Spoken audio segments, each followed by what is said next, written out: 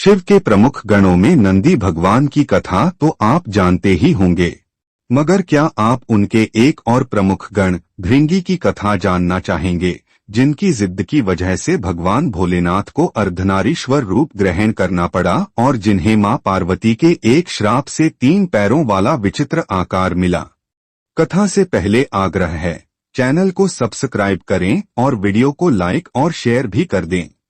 भृंगी एक ऋषि थे और उनकी घोर तपस्या से प्रसन्न होकर भगवान शंकर ने उन्हें कैलाश में रहने का वरदान दे दिया। भृंगी ऋषि खुशी खुशी कैलाश पर निवास करने लगे और शिव भक्ति में लीन रहने लगे। लेकिन उनकी भक्ति में एक अनोखा पहलू था। वे केवल भगवान शिव की ही पूजा करते थे और माता पार्वती को महत्व नहीं देते थे।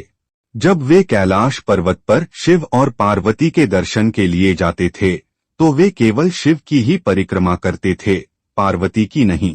एक दिन जब भृंगी ऋषि हमेशा की तरह केवल शिव की परिक्रमा कर रहे थे तो प्रभु ने उन्हें समुचित ज्ञान देने के लिए माता पार्वती में विलीन होकर अर्धनारीश्वर रूप धारण कर लिया। लेकिन भृंगी अपनी भक्ति में इतने दृढ़ थे कि उन्होंने एक भौरे भृंग का रूप धारण किया और शिव और पार्वती के बीच से उड़कर केवल शिव की ही परिक्रमा करने की कोशिश की।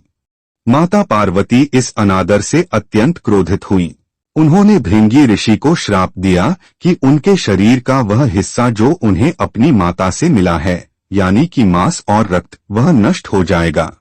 इस श्राप के कारण भृंगी ऋषि केवल हड्डियों के ढांचे के रूप में रह गए, इतने कमजोर कि वे खड़े भी नहीं हो सकते थे। अपने प्रिय भक्त की ऐसी दशा देखकर भगवान शिव को उन पर दया आई। उन्होंने भृंगी ऋषि को एक तीसरा पैर प्रदान किया ताकि वे उस पर सहारा लेकर खड़े हो सकें। इसी कारण से भृंगी ऋषि को 3 पैरों वाले ऋषि के रूप में जाना जाता है। तो यह थी भृंगी ऋषि की कथा। नियमित रूप से ऐसी कथाएं सुनने के लिए चैनल को सब्सक्राइब करें।